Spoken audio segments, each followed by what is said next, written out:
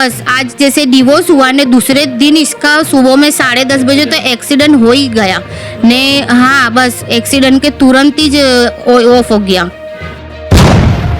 बस उसको वो छेल्ला इसने फोन करा, वो भी नहीं उठाया ना। उसके बाद तो बस मेरे भाई की वहीं डेथ हो गई। लालच के अंदर लोग जब डूबने लगते हैं तो परिवार टूटता है और परिवार में जो एक आतंक फैलता है। इस लालच के चलते जुहापुरे के अंदर एक परिवार में ऐसा ही एक मामला सामने आया कि लालच के चलते, इनकी बहू की लालच के चलते एक बेटे को खोना पड़ा, गंवाना पड़ा। सीनियर सिटीजन है, 70 इयर्स की एज है इनकी और आज इस एज के अंदर इन्होंने अपना बेटा खोया। क्या थी पूरी कहानी, बहू का किस तरह से इन परिवारों के ऊपर त्रास था। हर वक्त जब ऐसी खबरें चलती है तो महिलाओं के लिए तो हर कोई आवाज़ उठाता है, लेकिन ऐसे सीनियर सिटीजन ने जब अपना बेटा खोया तो इनके लिए कौन आवाज़ उठाएगा। ये पुलिस थाना के चक्कर काटते हैं। अखिल भारतीय महिला संघ के साथ जब इनका राब्ता होता है तो कहीं ना कहीं इनकी उम्मीदें जागती है। कैसे देखते हो, क्या कहोगे, कितनी कुछ परेशानी है, क्या थी आपकी कहानी अखिल भारतीय महिला संघ में जब जरीना खान के पास आप पहुंचे तो आपको कितना उम्मीद किरण? शुरू से तो वो लड़ाई झगड़ा कराई करती थी लड़के से न, लड़का ऊपर रहता था, हम नीचे रहते थे अलग ही।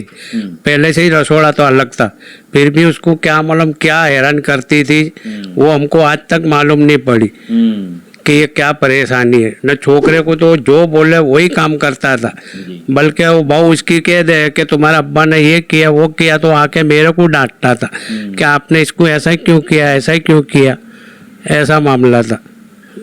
तो ये लड़ाई झगड़े का एक दिन ऐसा भी आया कि इस लड़ाई झगड़े ने एक बड़ा स्वरूप पकड़ लिया। बरोबर, हाँ। तो चल हमको 2 दिन पहले खबर पड़ी कि इतना सारा ऊपर ये लोग लड़ रहे।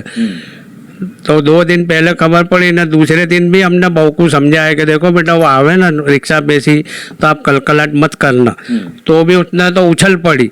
तो उछलने से छोकरे का मानसिक एकदम जैसा गुस्सा हो गया न। उसने हमारे सामने, इसकी भेड़ा भी थी, हम भी सामने थे घर में न, उसने 3 बार बोल दिया। फिर हमने तो उसका मुंह भी पकड़ लिया, बेटा तू क्या बोलता है, ऐसा क्यों बोलता है। उसने तलाक दे दी इसको। फिर वो शाम को चले गए ना। दूसरे दिन फजर में तो 11 बजे खबर भी आई कि भाई उसका एक्सीडेंट हो गया ना, आपका छोकरा मर गया। जब एक जवान बेटा गंवाना इस उम्र के अंदर, और वो भी घर की बहू के त्रास के चलते, तो कितना कुछ दुख होता है ये परिवार ही जान सकता है। इनकी जो एलिया है, इनकी बीवी, ये भी मौजूद है, उर्दू टीचर है और 65 इयर्स की एज है। दोनों परेशान है, सीनियर सिटीजन है और इस उम्र के अंदर किसी का सहारा ढूंढ रहे हैं। ये क्या कहोगे, बेटा गंवाया आपने और आपके ऊपर जो जुल्म और सितम आपने सहे वो और कोई नहीं सह सकता। हमारे ऊपर बहुत, मेरे छोकरे ऊपर बहुत जुल्म करती थी, बोलती थी, वो करती थी। हमारे सब चीज़ें भी लेके गई, सोना भी 3-4 तोला, अरे अंगूठियाँ है, दौड़ाए। हमको भी है 3 महीने बाद खबर पड़ी कि ये है तो ऐसा करती मेरे लड़के के साथ। हाँ लड़ती है ना, करती है। वो तो रिकॉर्डिंग फिर बच्चों ने बताई मेरे को कि देखो अम्मी ये सब बोलती है इसको। तब मेरे को खबर पड़ी, मर गया उसके बाद। कि रोज वो त्रास तो होता है। हाँ रोज त्रास करती थी ना। बच्चों भी आते थे ना तो उनको भी बंद करवा दिए। मेरे पोतरे भी नहीं आते अब घर के, ना कह दिया कि अब नहीं आएंगे तुम्हारा मिलने। सब भी करते थे वो। वहम खाती थी ना, मेरे लड़के के ऊपर वहम खाती थी कि तुम तो वागनर के साथ फंसे रहे ना, उसके साथ बहुत वहम खाती थी। रिक्शा में भी बैठे तो रिक्शा वालों के भी नंबर मांगे, जो पैसेंजर बैठे उनके भी नंबर मांगे कि दो कि किसको बिठाए ले हैं। तब वो क्लास करती थी मेरे छोकरे के साथ। तो हमको कुछ नहीं कहता था। फिर छेल हमको बताया सब, मन ने तलाक दिया उस दिन रात को। फिर बताया उनने सारा कि ऐसा करती है मेरे साथ। तो जिस दिन तलाक हुआ उसी दिन लड़के ने सब कुछ हकीकत आपको बताई। आपको बताया सबके ऐसा हो रही है। हमको तो मालूम भी नहीं, हम ऊपर नीचे रहते थे पर हमको जरा मालूम नहीं। और रोज 500 रुपए दे तो भी कलकलट करती थी ना, खाना भी पकावे नहीं पकावे, ऐसा ही। न मरने की धमकियां तो बहुत दी थी इसको, बहुत। लड़की ने बहुत मरने की धमकियां दी थी। हाँ, एक पेरी चालू बाइक पे से गिर गई। एक दफे नदी में क्या पढ़ने जाती हूँ, एक दफे के फांसा खा जाऊंगी, कि एक दफे के जल के मर जाऊंगी, तो छोड़ कर को तो बिल्कुल बस में कर लिया था। वो बहुत डर डर के रहता था, बहुत डरता था इससे, पर हमको कुछ नहीं बताता था। हाँ, फोन भी मेरे व्यापारी क्या आवे ना, मेरे व्यापारी थे ना, मेरा लड़का मेरा टेम्पो चलाता था, तो रोज वो मेरे को 300 देवे न, 700 का भाड़ा था, तो मैं उसको 400 दूँ ना, मैं 300 रुपये लेता था। तो भी बहू कह कि जैसे कि तुम मेरे पे एहसान करता है मेरा छोकरा ने। एक दिन तो किया था कि ये तुमको 300 ना दे तो तुम भूखे मर जाओगे, हमारी ऐसी हालत हो गई। आप आंखों से भी नहीं दिख नहीं। नहीं दिखता। कमाने का तो ये एक ही सहारा था। ये एक ही था, अभी अल्लाह ही हमारा पूरा करता है।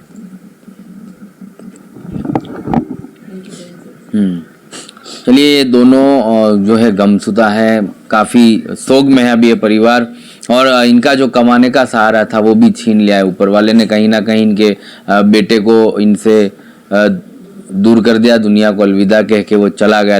और बहू जो है इनके पास का इनका कमरा है, इनका मकान है, डिवोर्स के बाद भी वो अपना हक जता रही है कि इस मिल्कियत में मेरा भी हक है। तो लालच जो है कितनी बुरी बला होती है। एक परिवार को तो उजाड़ दिया, लेकिन उसके बाद भी उनकी जो अंदर की आग है वो नहीं बुझ रही है लालच की। और कहीं ना कहीं ये मजलूम परिवार और जो है सीनियर सिटीजन है, इनको प्रताड़ित किया जा रहा है कि हमें आपके मकान में से हिस्सा चाहिए। पुलिस थाना ये परिवार अखिल भारतीय महिला संघ के माध्यम से पहुंचा है। कानूनी न्यायपालिका से लड़ाई लड़ेंगे ये लोग, और आने वाले दिनों में इन्हें उम्मीद भी है कि न्यायपालिका इनके तरफ फैसला सुनाएगी और इन सीनियर सिटीजन को इंसाफ दिलाएगी। ये बुजुर्ग महिला उर्दू की टीचर हैं, बच्चों को मोहल्ले में जा जाके पढ़ाती हैं। कोई फीस का नक्की नहीं है, लोगों की खुशी के चलते इनको पैसा मिलता है। किसी ने 50 दिया तो किसी ने 100 दिया। इनके लिए दुआएं करें कि जल्द से जल्द इनको न्याय मिले। इनकी बेटी और इनके पड़ोस से जो है महिला हैं, उनसे हम बात करेंगे कि इनके साथ साथ उन्होंने भी इस परिवार के ऊपर हुए अत्याचार और जुल्मों को देखा है। रेशमा बानो, यूनुस खान पठान। कैसे जानते हो आप इन्हें? ये मेरे मामा मामी है जी। परिवार में आप इनके बहू बेटे के झगड़ों के बारे में आप क्या जानती हो? ये तो जानते हैं, ये सब बोलते हैं, तो पता चला है कि इनकी बहू मेरे भाई को बहुत परेशान करती थी, मगर वेम भी बहुत करती थी, शक भी करते ली, और रोज की लड़ाई थी इनकी। ने रोज आता था वो तो कुछ ना कुछ कल कलाट करती थी और लड़ती थी, और हर जगह घूमने इधर उधर जाती थी, मगर घर में घुसते ही बोलती थी लाओ 500 रुपये। तो इनकी बहुत लड़ाई झगड़ा ज़्यादा काफ़ी बढ़ गया था ने, फिर शक बहुत करती थी वो। तो उसने रात को इनकी झगड़ा हुआ, उसने एक दिन पहले तलाक दी, और दूसरे दिन 12 बजे मेरे भाई का एक्सीडेंट हो गया तो वो गुजर गया। इनकी बहन भी है, कैसे ये मामले को देखा आपने? क्या मांग है आपकी सरकार से कि आपके माँ बाप को इंसाफ मिल जाए, और कितना दुख है भाई को गंवाने का? भाई को गंवाने का तो बहुत दुख हैगा, और हमको भी ऐसी लड़ाई का कुछ पता नहीं था। जिस दिन तलाक हुआ ना, उस दिन ही फोन आया मम्मी पापा का कि बहुत कलकलाट हुआ है तो तुम लोग आओ। तो हम फतेहवाड़ी से तुरंत आए, तो भी वो तलाक हो गया। वो भाई के साथ भी घर छोड़ के जा चुकी थी। फिर भाई बहुत रोया। उसने सब बताया कि बहुत हैरान करती थी और मेरे को मरने की धमकियां भी बहुत देती थी। तो वो इतना बोला ने वो, तो भी उसको इतनी फिक्र थी उसके बायड़ी बच्चों की कि यहाँ तक भी हमको उसने बोला कि अभी भी वो आएगी ने राजी खुशी तो मैं रखने तैयार हूँ। मम्मी पापा नहीं रखेंगे ने तो भी मैं हलाला भी नहीं होने दूंगा, और मैं उसको अलग किराए पे मकान लेके भी रखूंगा। तो भी हाँ, डिवोर्स के बाद भी। तो भी उसने ऐसा जवाब दिया सामने से कि अब उन्होंने सब रास्ते बंद कर दिए, अब मैं कौन से हक से मैं वापस आऊं। तो भी उसने जरा भी यूँ सोचा नहीं, और वो सुबह में 5 बजे और लोडिंग पे गया, और बस पूरे रास्ते उसने ऐसा ही सोचा कि बच्चों को भी लेके चली गई। बच्चों को भी उसने मेरे पास रखा नहीं, मिलाया नहीं। इसने बच्चों को भी दूर कर दिया कि ऐसी तो मैंने क्या गलती करी उसमें कि वे अब वो रोज का उसका धंधा था, वो किसी को भी बिठावे पास में, तो ऐसा थोड़ी कि उसके साथ अफेयर हो जावे उसका।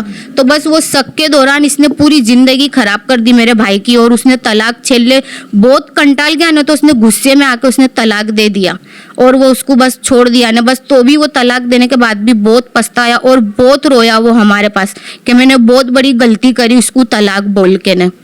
बस ये बहुत इसने हैरान कराएगा भाई को, तो अब हमारे दिल पे से भी बहुत उतर गई है। बस अब मेरी मम्मी पापा को इंसाफ मिले बस, और दूसरा कुछ नहीं हमारे चाहिए था।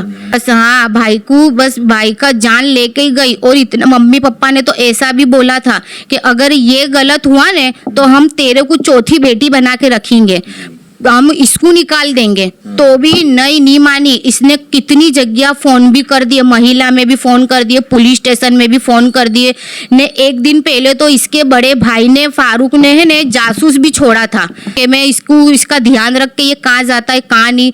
बहुत इसको हैरान करा। नहीं, पर वो ऐसा गलत था ही नहीं। तो हमारा भाई पूरे मोहल्ले में तुम जाके पूछो कि वसीम ऐसा है ही नहीं, वो पहले से सीधा ही था ने सीधा ही रहेगा। इसको क्या खबर कहाँ से गलत फहमी पैदा हो गई। बस वो ये चाहती थी कि मेरे कंट्रोल में रहे, मैं फोन करूँ तो एक फोन पे फोन उठाना चाहिए। अब आदमी है, आदमी के बाहर 50 काम होते, कभी फोन ना भी उठावे तो इसका मतलब ऐसा थोड़ी कि तू आदमी पर शक करे।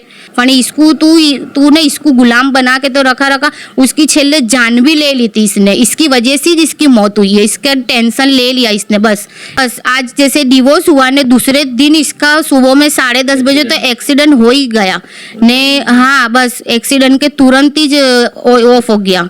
बात करी ये खबर सुन के उनका कोई फोन, परिवार का या बीवी का कोई फोन? नहीं, वो जिसके ऊपर शक करती थी ने, वो लड़की ने इसको फोन करा, मेरी भाभी को फोन करा कि जैसे मैं, अब वो लड़की जो साथ में थी ना, जो लेडी को बिठाता था ये फेरा मारने के लिए, उसने तुरंत उसके हस्बैंड के फोन पे से इसको फोन लगाया कि जैसे मैं छेली वेरी बात करा दूं। वो क्योंकि बात करने के लायक भी नहीं था मेरा भाई, क्योंकि उसको मगज की मार लगी थी। तो वो बहुत यूं ऐसा कुछ बोलना चाहता था पर वो बोल ना था सकता। तो भी उसने इतने फोन करे पर एक भी फोन मेरी भाभी ने नहीं उठाया। और उल्टा नहीं, मेरी बड़ी वाली दीदी को कहती है देखो मेरे को फोन कर करके घड़ी घड़ी परेशान करती है वो। बस उसको वो छेल्ला इसने फोन करा, वो भी नहीं उठाया ना। उसके बाद तो बस मेरे भाई की वहीं डेथ हो गई। चलिए, वहम के चलते एक परिवार पूरा टूटा है। और ये मैसेज लोगों के लिए है कि आपके परिवार में अगर बेटियां हैं और आपने आपकी बेटी को ये तालीम ही नहीं दी है कि उसको घर में जाकर, ससुराल में जाकर कैसे रहना चाहिए, तो फिर इस तरह के मामले सामने आएंगे। अगर दीन आपकी ज़िंदगियों में नहीं है, आपकी बेटियों तक आपने दीन नहीं पहुंचाया, तो ऐसी खबरें आप लोगों को देखोगे। एक परिवार टूट चुका है। बाप, जो 2 बच्चे हैं वो यतीम हो गए, उन्होंने अपना बाप खोया, और जो बीवी थी वो बेवा हो गई। परिवार आज गमसदा है, सोग में है, रो रहे हैं। सीनियर सिटीजन, इनका कोई सहारा नहीं है। वहम के चलते परिवार जो है तहस नहस हो गया है। तो हम लोगों से अपील करते हैं कि आप भी समझिए, आपकी बेटी को भी ये दीन की दावत दीजिए, इस्लाम सिखाइए, नबी करीम सल्लल्लाहु अलैहि वसल्लम की ज़िंदगी अपनी ज़िंदगियों में उतारिए। कुरान पढ़िए, सिर्फ पढ़ने के लिए नहीं, समझने के लिए। तो आप भी आने वाले दिनों में इन मामलात से दूर रहोगे और अपने आसपास के लोगों को भी जो है सही तालीम दे पाओगे। फिलहाल इनका मामला जो है पुलिस थाने में है, और लोगों से अपील है कि इनके लिए दुआएं करें, जल्द से जल्द इनको न्याय मिले। महिला अखिल भारतीय महिला संघ से जरीना खान इनके साथ इस मामले में कंधे से कंधा मिलाकर लड़ रही हैं। हम उनसे भी बात करेंगे कि कैसे आप इनको इंसाफ दिलाओगे और इस मामले में पुलिस और न्याय तंत्र कैसे इस मामले को देखेगा, क्योंकि ये मामला इस तरह का है। डिवोर्स के बाद पति का देहांत हो जाता है, एक्सीडेंट में मौत होती है, और मौत की खबर सुनने के बाद ससुराल वाले और उसकी बीवी जो है मिल्कत में हिस्सा मांगती है। ये पूरा मामला समझना होगा, आप भी समझे। डिवोर्स के बाद मौत होती है और मिल्कत में जो है जायदाद में बहू हिस्सा मांगती है। जब डिवोर्स के बाद क्या होता है, मौत के बाद हिस्सा रहता है या नहीं रहता है? अस्सलाम वालेकुम। ये नफीसा बानू हमारे वहाँ 5 तारीख से आ रहे हैं और रोज़ाना इनकी बात सुन रही हूँ। और इन्होंने बताया कि मेरे बेटे का इंतकाल हो गया है 2023 के अंदर, और ये मकान है जो मेरी वालिदैन ने मुझे हिस्से में दिया था, ये हिस्से के अंदर भी मेरी बहू मांग रही है। उसके अलावा भी हमने इसको रिक्शा दे दी है उसकी आवक के लिए। इस कदर ये औरत झगड़ा करती थी कि इनके बस के बाहर की बात थी कि इसके साथ ही कैसे रहें और कैसे इसके साथ रास्ता अपनाएं। और ये बातें होने के बावजूद भी इन लोगों ने अपना मुंह बंद रखा। बंद रखने का नतीजा इनको मिल गया है। जो इनका जवान बेटा था वो मानसिक टेंशन में एक्सीडेंट के द्वारा इंतकाल हो गया है। उसके बाद भी वो बहू कहीं भी मतलब जा रही है अपना हिस्सा मांगने के लिए, दारुलूम में भी गई, उन्होंने भी फतवा दिया है कि जब तलाक हो गई है, बच्चे तुम रख रही हो या उनको दे दो। दादा दादी ने मांगे बच्चे कि भाई बच्चे हम पालेंगे, वो बच्चे देने के लिए तैयार नहीं है, तो हक किस तरह दे? इनका तो कोई है ही नहीं ना आगे पीछे कोई कमाने वाला। कहने को इनके भाई हाफिज जी हैं, मगर खुद हाफिज बने मगर बहन को दीनी तालीम नहीं दिएगी जो तालीम देनी चाहिए थी। ये सबसे बड़ा दुख है। तो हम अपनी तालीम हमारे घर से क्यों नहीं शुरू करते हैं? जो आज कहीं और घरों में आग लग रही है, जो ऐसे बुजुर्ग हैं जिनको हमको मदद करनी चाहिए। जब हमने रिश्ता करा था तो एक रिश्ता बनाया था, एक समधी नहीं थे। बहन को ये सिखा के भेजना चाहिए था कि ये तुम्हारे माँ बाप हैं, तेरे माँ बाप, तेरे भाई बहन, ये नहीं होना चाहिए। हाफिज तो हो गए मगर उसका अमल खुद ने भी नहीं किया और ना खुद की बहन से करवाया है। इनकी जो वालदेन है नफीसा बानो की, आबिदा खातून, उन्होंने इनको वसीयत के अंदर मकान दिया था और उसी दौरान में इन्होंने मकान लिया भी है। ना तो इनके शौहर के कोई पैसे हैं, ना ही कोई इनके बेटे के हैं। कोई चीज इनके साथ लगती नहीं है तो बहू इनसे हिस्सा मांगने का कोई हक अधिकार रख नहीं सकती है। फिर भी इनका कहना है कि हमारे जीते जी तो हम रहेंगे और मरने के बाद हमारे पोतों का ही तो है। तो ये बस लड़ाई लड़ी है और अभी हमने सरकार से भी मांग की है, पुलिस स्टेशन में भी इनकी रजूआत की है और अब देखो कहाँ तक हमको इनके साथ रह के इंसाफ मिलेगा। मीडिया के माध्यम से मैं कहना चाहती हूँ कि हमारे मुसलमानों के अंदर बहुत दीन की कमी है, जो लड़कियों को बहुत सारा दहेज देते हैं, मालो ज़र देते हैं मगर दीन की तालीम नहीं देते। उसका नतीजा हमको इस बुजुर्गों के सामने इस हालत में देखना पड़ रहा है। और ऐसे कई घरों में जो है बच्चियों को दहेज देने के बाद 1 महीना भी नहीं रहती, बस अलग चलो, हमारी प्राइवेसी चाहिए। प्राइवेसी क्या है? माँ बाप के साथ रह के साथ में रहना, ये क्या प्राइवेसी है? या अलग चले जाना प्राइवेसी है? ये समझ के बाहर की बात है। मैं उम्मीद रखती हूँ कि सरकार और मीडिया के माध्यम से इनको इंसाफ मिले और इनके जो भाई हैं हाफिज जी, और इनको भी मैं समझाना चाहती हूँ कि अपनी बहन को समझाएं कि किस तरह की ज़िंदगी जीनी चाहिए। अल्लाह हाफिज। वो मकान के अंदर तो क्या है, टूटा फूटा सामान रखा हुआ है, कोई सामान भी नहीं है, कोई ताला भी नहीं रखा है। तो हम लोगों ने मशवरा किया कि भाई सामान इनका बाजू पे रख दिया जाए, जो भी मकान का किराया आता है तो इनका गुजारा भी चलेगा। आज 8/2 यानी फरवरी का महीना है और हम police station, Vejalpur police station गए थे और वहाँ पे हमने लेखित में रजूआत दी है। उसके बाद की कार्रवाई क्या सरकार की तरफ से होगी वो हमने उम्मीद रखी है कि ये नफीसा बानो को इनका इंसाफ मिले और इनकी बहू को नेक हिदायत और नेक सलाहियत दे। जहाँ भी है वो ये बात ज़रूर सुनेंगी और सुनने के बाद इनको ऐसा लगे तो मेरे से राब्ता करे। हो सकता है कि बाद में भी मिलके इनका कोई रास्ता इंशाअल्लाह निकल जाएगा। अल्लाह हाफिज़। भाई हैं इनके, जो भाई हैं इनकी समधी हैं, वो सब कहने का मतलब ये है कि उत्साह करते हैं, कोई भी समाधान की प्रेरणा नहीं देता है। इस्लाम के तरीके से कोई उनको राह नहीं दिखा रहा है कि ये हमारे तरीके नहीं है। एक तलाक हो गई, इंसान गुजर गया है, कोई है नहीं है, तब भी तुम इस तरह जा रहे हो। एक अपनी प्राइवेसी, एक आज़ादी के तौर पे जी रहे होगे, आज़ादी के तौर पे जी रहे हो, पर्दा जरूर कर रहे हो मगर अल्लाह का खौफ नहीं है इनके दिल के अंदर। तो मैं इनके भाई को भी ये कहना चाहूँगी कि हाफिज हैं और हाफिज के तरीके से अपनी बहन को रहने का सलीका और तरीका दोनों बताएं।